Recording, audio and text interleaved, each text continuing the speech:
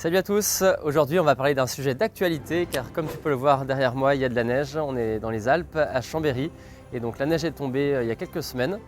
Ça va nous permettre de parler d'un sujet du moment, c'est-à-dire comment s'entraîner pendant les fêtes et je vais te donner 5 conseils pour réussir ton programme d'entraînement pendant les fêtes.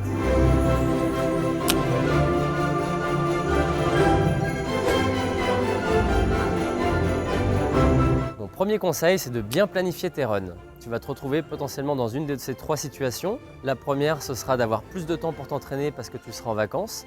Dans ce cas-là, profites-en pour t'entraîner un peu plus et aussi faire attention à ta récupération. Le deuxième cas possible, c'est au contraire, tu auras moins de temps pour t'entraîner parce que tu vas être en famille et tu auras potentiellement des contraintes d'emploi du temps. Dans ce cas-là, c'est pas grave, tu auras d'autres semaines pour t'entraîner, donc réduis un petit peu ton entraînement et ne vois pas ça comme une contrainte. Le troisième cas possible, c'est si tu vas au ski. Si tu vas au ski pour faire du ski de fond, du ski de randonnée, c'est super au niveau cardio. Dans ce cas-là, ça remplace pleinement des séances de course à pied.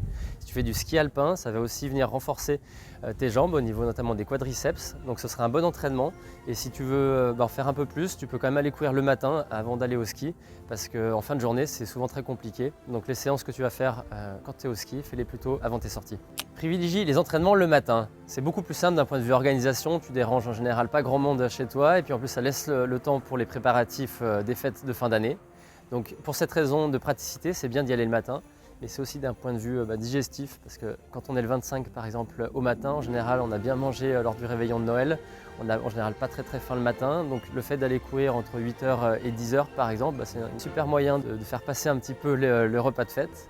Et puis vas-y le matin parce qu'en fait si c'est le 25 à 16h après un gros repas le midi, c'est impossible que tu ailles courir. Donc si tu veux être sûr de te tenir à ton plan d'entraînement, vas-y le matin. Le troisième conseil que je vais te donner, c'est d'aller courir en famille. Par exemple avec un frère, une sœur, un cousin, cousine, oncle, tante qui fait de la course à pied, c'est un moment agréable qu'on peut partager en famille. Et puis si c'est des gens un peu moins sportifs, tu peux aussi y aller avec eux. Ils prendront le vélo, ce sera l'occasion de partager ta passion avec eux et puis te motiver sur ta séance. Le quatrième conseil, il est autour de la nutrition et l'alimentation. On sait bien, pendant les fêtes, on a tendance à plus manger, plus boire. Moi le premier. On prend potentiellement quelques kilos, c'est pas trop grave, il ne faut pas se mettre trop de contraintes. Ça reste un moment de plaisir. Par contre, la fausse bonne idée, ce serait de faire une cure détox à ce moment-là, puisque ton foie il est déjà bien impacté et plus sollicité que d'habitude. Donc si tu dois faire une cure détox, ce sera plutôt après les fêtes, au moment des résolutions au mois de janvier. Au niveau de l'alimentation, essaye de varier le plus possible ton alimentation, mais après, mets-toi pas trop de contraintes, regarde pas trop les calories. Si tu dois faire un peu d'excès, c'est bien pendant ces fêtes-là. Donc si j'ai un conseil à te donner, c'est que ça doit quand même rester un plaisir ces périodes-là. Tu auras d'autres moments où tu feras encore plus attention au niveau nutrition, notamment à l'approche de tes compétitions. Donc voilà, n'en fais pas trop au niveau du cadre et fais-toi plaisir. Le cinquième conseil, c'est de ne surtout pas culpabiliser si tu manques un entraînement. Un peu comme sur la nutrition, finalement, si tu fais un petit écart par rapport à ton plan, c'est pas très grave.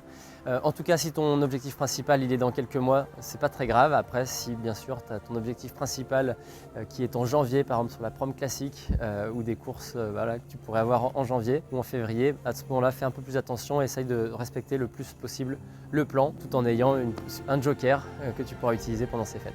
J'espère que ces conseils te seront utiles pour ces fêtes de fin d'année. Tu pourras partager la bonne parole autour de la course à pied, mettre tes proches, de leur donner des conseils sur l'entraînement s'ils le souhaitent. Tu peux éventuellement leur parler de Run Motion Coach si tu connais déjà l'application. Et puis moi pour ma part, je vais passer de bonnes fêtes parce que je viens de battre mon record personnel au marathon sur les championnats de France. J'ai fait 2h36, je suis content de cette fin de saison. Je vais maintenant repartir sur des objectifs ce printemps et je vais notamment me préparer cet hiver avec un peu de ski de fond, un peu de ski de rando et puis les entraînements Run Motion Coach. Si tu as aimé ces conseils, tu peux liker la vidéo et tu peux également, pour nous faire plaisir pour ces fêtes de fin d'année, t'abonner à la chaîne. Il ne me reste plus qu'à me souhaiter de bonnes fêtes.